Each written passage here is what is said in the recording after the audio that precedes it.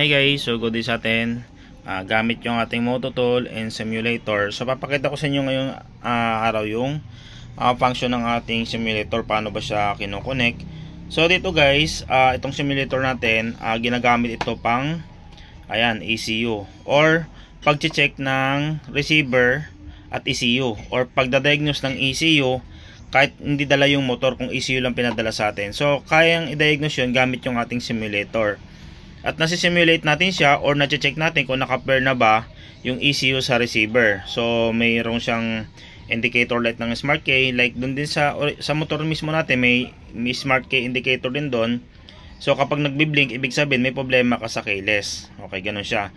So dito ang trabaho ng simulator natin, so pwede natin siyang i-check after natin na ma-program gamit yung ating Mototool at yung apps. So ganito yun guys. So kung mapapansin nyo, may mga color coding yan.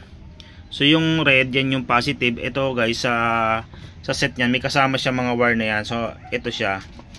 So ibig sabihin, kung ito yung red, positive, ito yung ilalagay natin sa pin ng ECU. Ngayon, ang tanong doon, paano natin maalaman kung saan isusuksok doon sa ECU yung positive na yan? And then ito yung off. Yan, off on din ng susian. Parang sa knob din ng motor.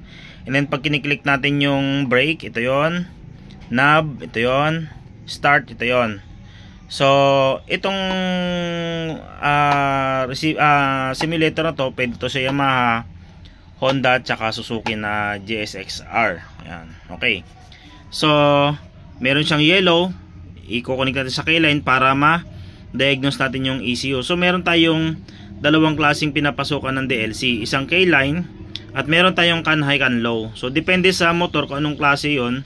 Siguro sa mga ibang video ipapakita ko sa inyo yung mga iba't ibang klase ng ECU, saan ba ginagamit yung keyline, saan ba ginagamit yung can H, can L, yung high, low, yung ground, yung keyline out, saan nilalagayan, yung EMU, AU, EMU ID, saan ba kinukunik yan, and then itong red, white, ito yon, yung may yung mismong yan, may white na yan, okay.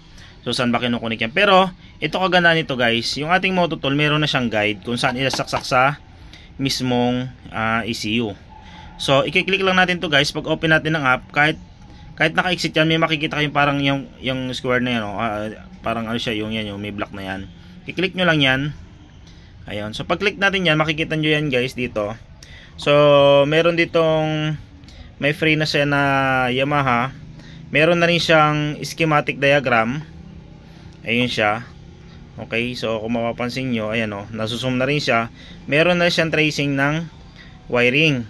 Okay, so meron na rin siyang pin out ng mga ECU. So halimbawa, ang hahanapin natin ay Yamaha. So click natin yung Yamaha. So makikita nyo dito guys kung anong klaseng motor. Ayan, so nakalagay dito kung nakalagay yan kung anong klaseng code ng ECU. So ito yung mga pin out niya. Yung red, yan yung 12 volts, ay makikita nyo yung kulay na pagkakahanay na yan. Yan din yung ito, kung saan nyo itutusok sa ECU yan. So ito, ayan, 54P, ibig sabihin mga ano to, MIUI 115. Yung 2NDO, ito yung mga exciter B2.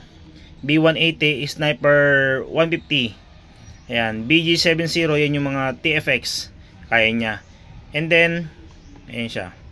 Meron tayong BN10, ito naman yung para sa mga M3 na or Musol i125 or yung M3 na latest version. Meron na rin siyang pin out kung paano natin siya madadiagnose. Ayan, ayan yung mga pin out guys. Ito BCA. Yung mga pinapakitang code na yan, yan yung mga code ng ECU, kung anong mga ECU yan. Ayan, ayan, mapapansin nyo may nakalagay dito B5BO. Ito yung mga pang sniper version 3, version 4. Ayan, ito pang X-Max. Ayan, ito pang mga Aerox B1. Ayan. Keyless saka non-keyless. Ayan, ito naman pang mga M3 na old. Ayan. So may mga pin out na tayo dito guys na pwede nating gawing guide. And then sa Honda meron din. Sa mga scooter na Honda meron din siya. Ayan, K59 ibig sabihin pang mga click version 2. Game changer. Ito naman makikita nyo ibang mga code. So dyan tayo babase sa code para malaman natin kung anong motor yan. Ayan, sa mga nakabili ng mga Mototool, pwede naman kayo mag-ask sa akin sa page para masagot ko kayo kung para saan yung mga code na yan. Ayan, pang click 160 meron na rin siya. Ayan. So ito kasi guys, kaya kabisado ko siya. Yan yung unang kinabisado ko, yung mga code na yan. So kaya nyo rin yan guys, mga kabisado nyo rin yan para malaman nyo kung anong motor pag nakita nyo yung code. Dito kasi per code dito eh. Ayan. So meron na rin siyang K2F. Ayan. Pang mga Honda to.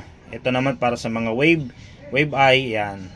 So madadiagnose natin siya kahit wala yung motor, gamit lang yung ating simulator. So sunod gagawin ko siya ng video mismo na mismong naka-ECU. Ito naman pang mga Vespa.